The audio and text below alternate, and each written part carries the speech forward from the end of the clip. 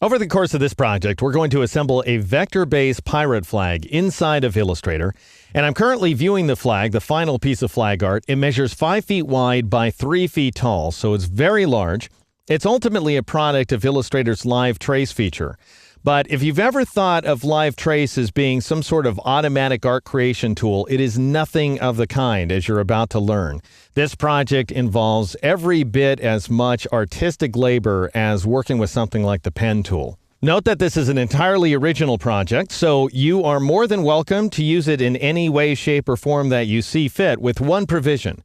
You've got to earn it. You've got to create this project along with me from the very beginning. So I'm going to show you how I sketched this artwork in the first place and how I assembled the imagery inside of Photoshop before we bring it over into Illustrator for tracing. So I'm going to switch over to Photoshop right now. In fact, I have it running in the background, and I've got open a series of 5 images that represent my progress as I develop this image here inside Photoshop.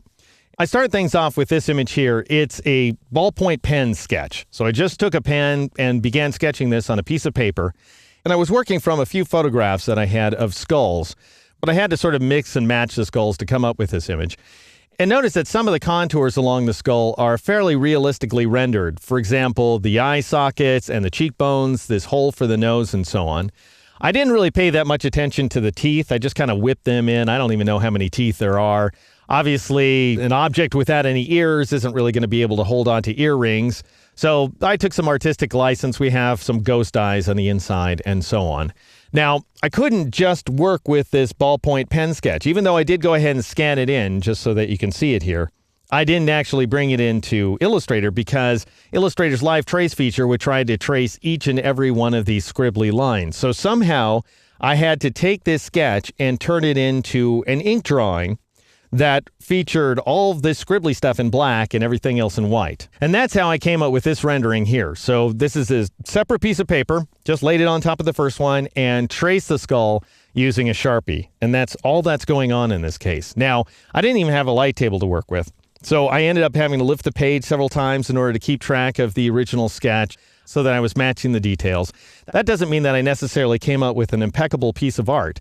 You'll notice here, among other things, that this eye is slightly smaller and sort of more scrunched than the eye over here on the right-hand side. So I needed to open it up and make some alterations to the image in general. I also needed to blacken up the lines. If I zoom into this artwork, you'll see that the lines aren't exactly black. They're very, very dark gray, but we do have some light areas showing up. And the page isn't absolutely white either. It's a very light gray. So I needed to increase the contrast and make some alterations all the way around. We have some paper wrinkles back here inside the earring. And if I zoom all the way back out, you'll see that I captured the edges of the page as well when I scan this piece of artwork.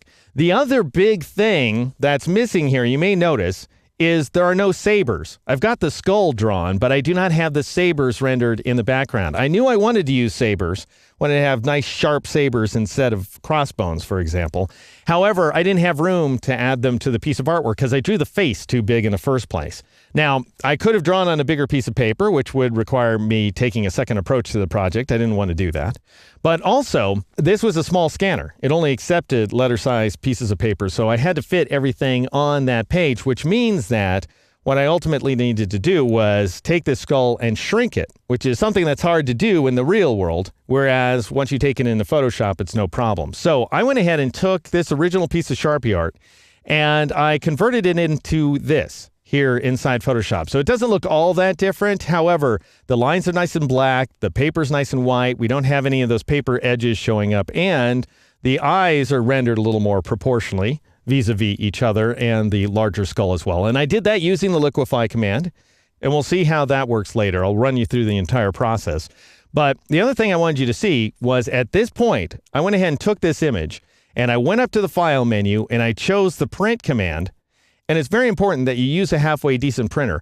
I tried printing this to one of the black and white laser printers here inside the building, and I ended up getting a bunch of white lines through the black art. And that wasn't going to work at all because ultimately I need to shrink this guy down and then draw the sabers in the background. So I ended up going with this Ricoh printer, this full color printer in the building, and it worked out spectacularly well. Also notice that I scaled the image to 76% roughly. And I also turned off this center image checkbox and I moved the image around to center it on the page so that I would have room to draw my sabers. And then I went ahead and printed the artwork and then I drew on that. Anyway, I'm going to click done for now just to escape out of that dialog box. And I'll switch to the next piece of artwork. So this one shows the skull as it appeared when printed, and then I painted the sabers in using the Sharpie once again. Notice I also filled in the mouth. So if I zoom in on that mouth, you can see that this area was drawn in using the Sharpie, where the rest of the black was created by the printer itself. That doesn't mean anything is quite black.